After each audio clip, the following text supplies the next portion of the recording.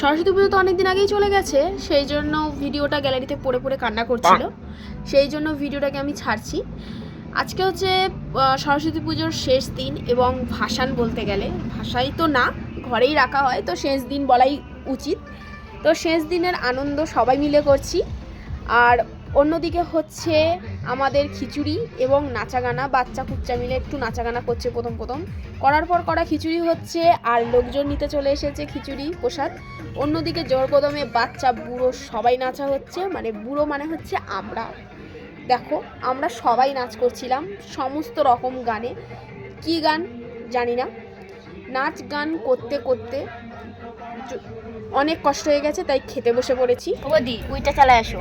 Hello guys, দেখুন আমরা খিচুড়ি খেতে বসেছি। অন্ধকার খেয়েছেন কোনোদিন? দেখো নাচানাচি বলো বা ছাপিব না, সেটা করেও আমাদের কোনো লাভ নেই, কারণ খাওয়ার পরেও আমরা সুস্থ নেই। আমরা খাবার পরেও নাচা গানা শুরু করে দিয়েছি, মানে আমরা কয়েকজন, বাদ বাকি সবাই বাড়ি চলে গেছে, কিন্তু আমরা নাচা গানা আরম্ভ করেই দিয়েছি। মানে খেয়ে দিয়েও আমাদের সুস্থ নেই, আমাদের হজম করে আবার খিচুড়ি খেতে হবে, কারণ অনেক পরিমাণে খিচুড়ি হয়েছে, সেই জন্য আমরা সেই নাচা গানাগুলো করছি। আর নাচা গানা মানে হচ্ছে সব রকম নাচ, সব গানে নাচ, যেটা তোমরা দেখেও বুঝতে পারবে। আমি মাঝে মাঝে সেই সব গান ছোট ছোট করে দিয়ে দেবো, যদি কপিরাইট যদি না খাই তো। তো দেখো কিরকম আমরা ছাপিপনাটা করছি।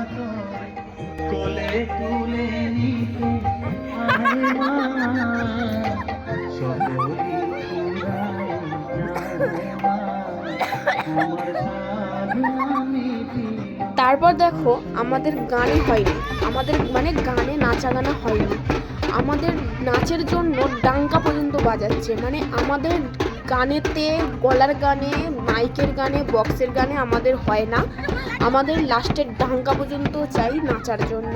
লাস্টের শেষমেশ এটার কেন অভাব থাকবে, তাই এটাও নেওয়া হয়ে গেছে ডাঙ্কাতে আমাদের নাচ।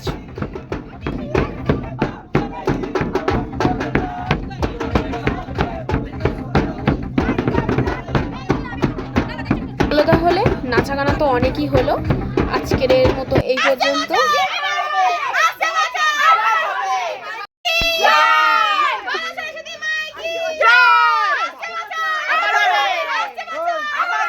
哎呦我的妈！